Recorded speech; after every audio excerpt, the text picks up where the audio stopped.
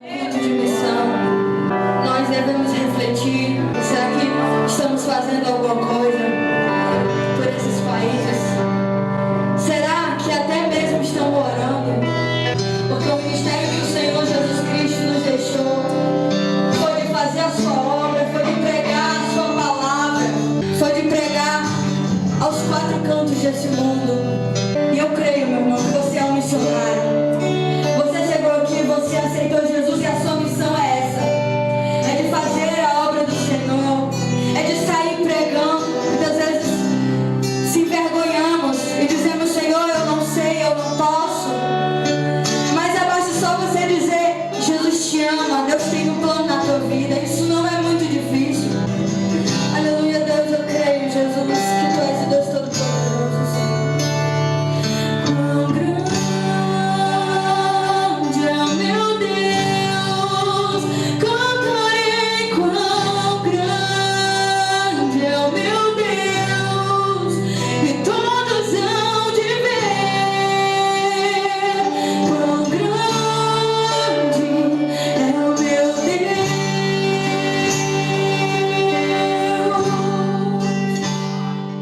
Hoje eu tenho inimigos e banhos pra saída. Todo escravo com suas mãos, preservando sempre a sua vida. Você me alegra no justo, Deus destrói uma cidade pra cair no chão. Deus é sempre fiel, pra livrar o céu.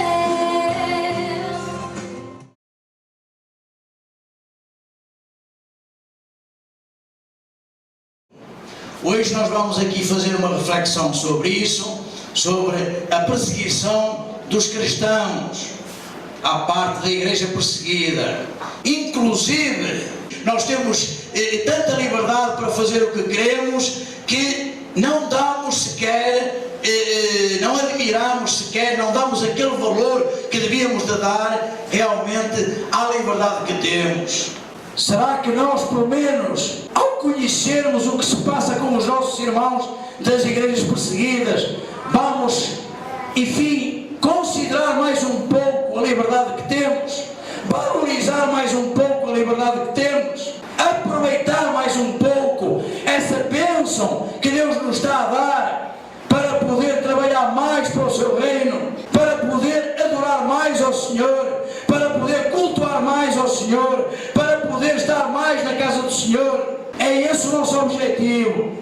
Não sei se todos estão a ver, o país mais perseguido do mundo é a Coreia do Norte. Na Coreia do Norte, estima-se que entre 50 a 70 mil cristãos são diariamente colocados em campos de trabalho forçado. Esses campos de trabalho forçados têm regras que podem ir até à execução, à pena de morte. Aqui são algumas características da Coreia do Norte. Ela é liderada pelo ditador Jong-un, tem 24 milhões e meio em termos de população, e nesses 24 milhões e meio, só 2% é que são cristãos e clandestinos. O segundo país é a Somália. A Somália é a execução pura e simples, porque é um país praticamente 100% muçulmano. Quem disser que é cristão na Somália, imediatamente perde todos os direitos e corre um risco sério de ser imediatamente executado. Eles até executam em praça pública, para dar um exemplo. A Somália fica no leste da África, tem 10 milhões de habitantes, e tem 0,04% de cristãos clandestinos. Praticamente é zero quase. O terceiro é a Síria. Na Síria, como os irmãos têm visto ultimamente pelos noticiários, é onde há aquela guerra entre fações. Aí a igreja tem realmente diminuído muito, já foi muito mais forte, tem diminuído muito, e os cristãos têm-se visto obrigados a fugir da Síria, a sair da Síria, porque as igrejas são destruídas. Eles metem fogo a tudo, não só as forças do governo, como as forças da oposição, que aqui tem a espécie de uma guerra civil. O quarto é o Iraque, onde os cristãos também, a partir do momento em que o Iraque foi invadido pelos Estados Unidos, os cristãos diminuíram de 800 mil para 500 mil, ou uma baixa de 300 mil cristãos. E os outros, sem condições, começaram a sair do país. O quinto é o Afeganistão. Os cristãos no Afeganistão são considerados inimigos do Estado. É uma questão oficial. Toda a gente que é cristã é inimiga do Estado. tem 0,01% de cristãos numa população de 30 milhões de pessoas. O sexto é a Arábia Saudita. A Arábia Saudita, todos os bebés quando nascem, à partida, são logo muçulmanos. Portanto, você que tem uma família cristã, tem um filho, o seu filho não pode ser cristão, à partida tem que ser muçulmano logo. O Estado coloca-o como se ele fosse filho de muçulmano. É um país que tem 0% de cristãos numa população de 26 milhões de pessoas. O sétimo são as Maldivas. As Maldivas é constituída por os cidadãos muçulmanos. A Constituição determina que todos os cidadãos devem ser muçulmanos. Não, você não pode viver lá nas Maldivas. Se quiser viver lá, tem que se retratar publicamente. E retratar-se publicamente significa você dizer: eu sou muçulmano, não sou cristão. O meu Deus é Allah, o meu líder é Maomé, não é Jesus Cristo. Tem que retratar-se publicamente, senão não pode viver lá. 0% de cristãos numa população de 400 mil pessoas. O oitavo é o Paquistão. No Paquistão, eles estão a sequestrar as pessoas. Quem não se quer submeter ao Islão ou ao Corão é sequestrado, é torturado, até ao ponto de se retratar. Não se retratou, corre o risco de morrer, de ser assassinado. O Paquistão tem 2,5% de cristãos numa população quase de 200 milhões. Reparem que enquanto o Brasil tem 44 milhões de desviados, não é de crentes, é desviados das igrejas evangélicas, eles têm 2,5% de cristãos. O Senhor levantou uma organização a nível internacional, que tem também uma representação aqui no Brasil, que se chama Missão Portas Abertas. Porquê a Missão Portas Abertas? Porque o missionário que iniciou este trabalho era um missionário que se situava na cidade de Londres, era um empreiteiro da construção civil, que tinha uma postura perante o Senhor um pouco diferente da nossa. Por exemplo, em relação a ofertar ao Senhor, ele ofertava ao Senhor 90% do seu rendimento e vivia unicamente com 10%. Fazia o inverso daquilo que nós fazemos. A casa dele era uma casa que estava constantemente aberta. Todos os missionários que lá chegavam, eles podiam entrar, serviço da casa, comer, serviço de tudo, enfim, com a devida ordem, como é óbvio, iam-se embora e a porta continuava aberta. Nunca aquela porta se fechou para ninguém, nem para missionários, nem para mendigos, nem para pessoas que viviam na rua, etc. Sempre foi uma casa aberta.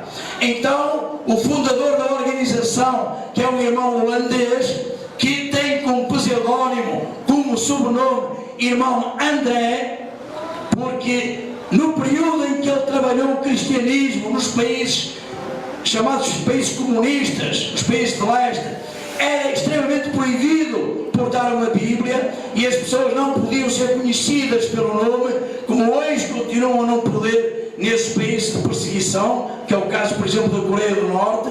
Então usam pseudónimos, usam nomes que não são deles para passarem mais despercebidamente e não serem identificados, localizados e presos, torturados e até mortos pelas autoridades.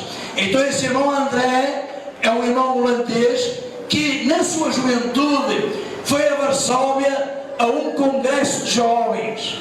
Nesse congresso de jovens ele verificou que havia muita falta de liberdade religiosa e que os jovens ansiosos por conhecer Jesus não tinham acesso à literatura, não tinham acesso à palavra de Deus. Mais tarde ele foi ferido como soldado na guerra e foi hospitalizado. Nesse hospital, por particular que pareça, para mim tem bastante importância, alguém que estava a fazer capelania pregou-lhe Jesus, deu-lhe uma Bíblia, e ele, ao ler a Bíblia e ao começar a conhecer a palavra do Senhor, ele fez um compromisso com Deus. Esse compromisso que o pastor Hélio falou que é um bocado e que todos devemos ter com Deus.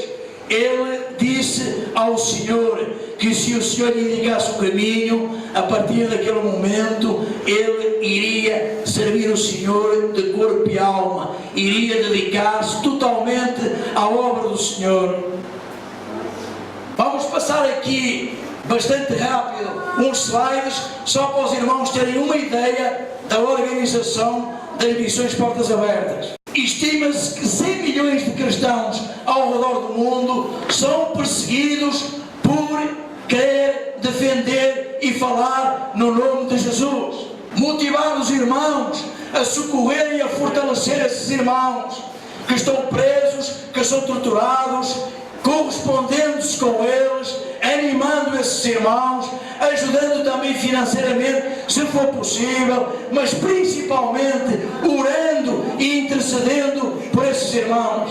Neste momento, os projetos da organização Missão Portas Abertas localizam-se em perto de 60 países, que vão dos continentes africano, América Latina, Ásia, Oriente Médio e por aí. Os tipos de trabalho que se faz são distribuições de Bíblias, literaturas cristãs de várias maneiras, apostilhas de estudo para pastores e dirigentes, fazem-se seminários teológicos, cursos de capacitação, aconselhamentos e estudos bíblicos, treinamentos para pastores, líderes, mulheres e jovens, capacitação profissional, microcrédito, alfabetização e ajuda financeira. Irmãos, é quase raro se ver em organizações cristãs este tipo de projeto de ajuda profissional e socioprofissional. Para esses irmãos tudo é difícil. Esses irmãos, se forem reconhecidos como cristãos, imediatamente perdem o emprego. Os filhos ficam sem acesso às escolas para aprender. Todos os benefícios lhes são cortados. E depois, se não se retratarem publicamente, isto significa renegar a Jesus publicamente, eles podem ser torturados, presos e até mortos. Então a nossa organização tem também a preocupação, como eles são marginalizados economicamente, perdem os seus empregos em função da perseguição por serem cristãos, a organização ajuda-os financeiramente para que eles possam montar os seus próprios negócios, os seus próprios pequenos negócios, microempresas, para essa família poder sobreviver e poder continuar a fazer a obra do Senhor conforme o Senhor permite. É um trabalho muito bonito, meus irmãos, que a Igreja Brasileira tem cada vez mais que conhecer, porque infelizmente só 0,04% dos crentes aqui do Brasil conhecem a Igreja perseguida. A esmagadora maioria vive como se nada estivesse a acontecer no mundo. Estamos no século XXI, amados, mas realmente ainda hoje continuam a morrer cristãos por falarem e defenderem o nome de Jesus. O objetivo principal, amado, é divulgar, fomentar, treinar irmãos da Igreja Brasileira para que eles passem a ser uns pilares no sentido de uma maneira ativa, ajudar esses irmãos